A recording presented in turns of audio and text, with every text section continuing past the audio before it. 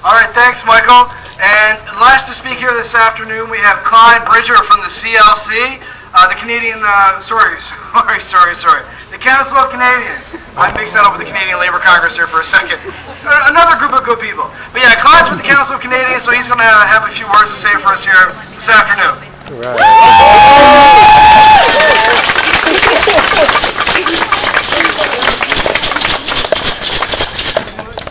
Just pull the trigger and speak. Pull the trigger. Okay. Don't go like that.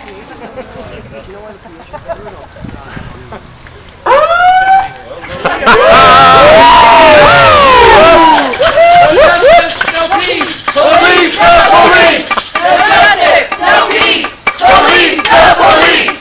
No justice! No peace! Police the police! Woo! Woo! Okay, I'm with the Council of Canadians.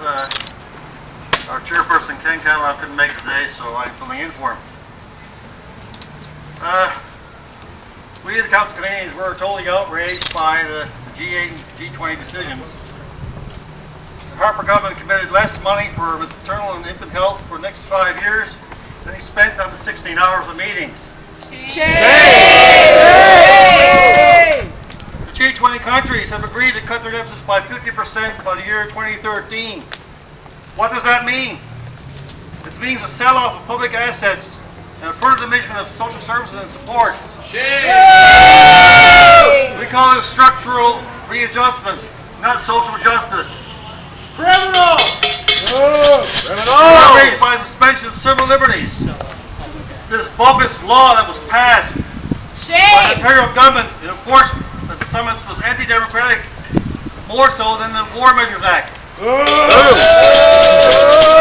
Most of you people here are younger than I am. You don't probably remember, but you might have heard 40 years ago, the October crisis, the FLQ in Quebec, when Trudeau enacted the War Measures Act. Less than half the people were arrested than were arrested in Toronto in June. Shame! 2 days in June. We demand a public inquiry. The mayhem that was on the streets of Toronto in June in the lead up to these summits, during and after, needs to be examined in an open and transparent fashion. With legally binding Public power. inquiry into the appropriateness of the police actions. Because I think they went beyond their call.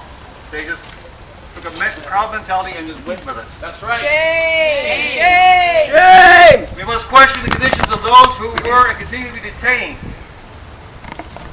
We must also recognize that the police are not the only ones in the wrong here. Harper and other elected officials played a role in determining the appropriate way to deal with protests in advance. Shame on them. Shame! Shame also on the mainstream media who played up the roles that were taken by the black bloc people. They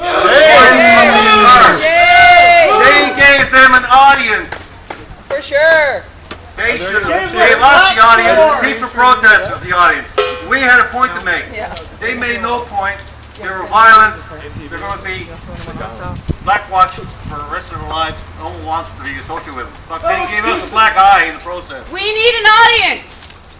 Yes, we want the audience.